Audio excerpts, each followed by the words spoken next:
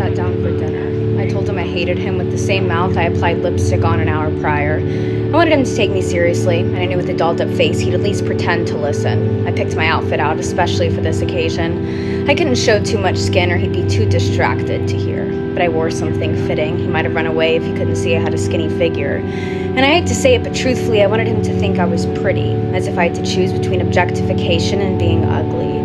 I told him I hated the way he looked me up and down late at night. I told him how, because of him, I spend hours every morning making sure I look right. I told him I hated when he took over the eyes of a good guy, how he belittles the men who refuse to let him in. I told him I hated the way he wasn't looking at my eyes, only looking up and down, only always checking me out.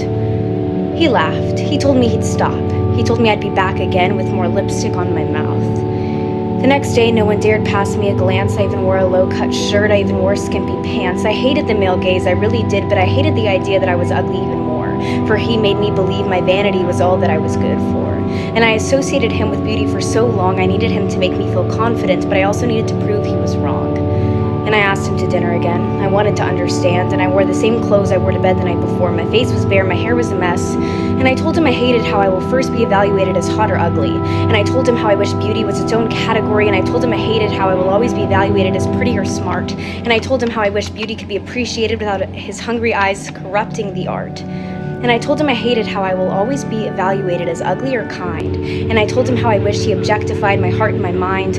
I looked up and he was dozing off. I suppose looking disheveled was too much of a turn-off.